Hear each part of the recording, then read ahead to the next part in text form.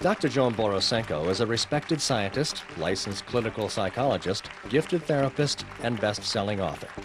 Trained in cell biology, she received her doctorate from Harvard Medical School. She is a pioneer in the field of mind-body health and well-being. Thanks so much for that great warm welcome. I'm excited because today I get to talk about my favorite subject, what fascinates me the absolute most, which is the power of the mind and its effect on our body and, of course, on our life, on our attitude, on our outlook. And also a tad today, we'll talk about the system of medicine and how it's changing.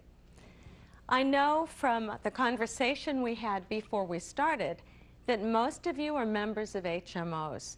And I got the neatest email from somebody, and it was entitled, "Frequently Asked Questions About HMOs." And one said, "Is it true that my general practitioner can do a heart transplant right here in his office?"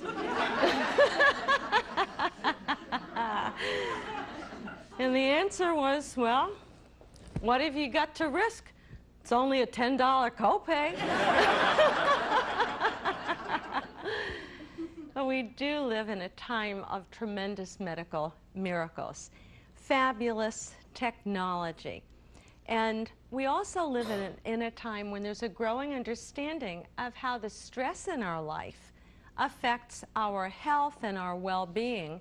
And I think we live in a great time because people are interested not just in how can I make myself better if I'm ill or avoid illness, but how can I really feel great? How can I make the most of my life?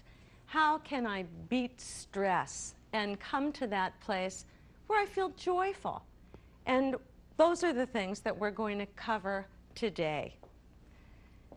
Now, I have a little story to tell you because people frequently say, "How'd you get so interested in this area? And why are you so passionate about it?" And like many people who go into the healing arts, I had a personal story that really led me there. And it started when I was 10 years old. And 10 years old, 5th grade, you know how little girls are? They're all excited at that point. The world is their oyster. And then overnight, something happened to my brain. And I became psychotic.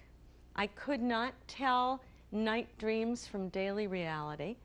And then on top of that, I developed an illness called obsessive compulsive disorder, or OCD.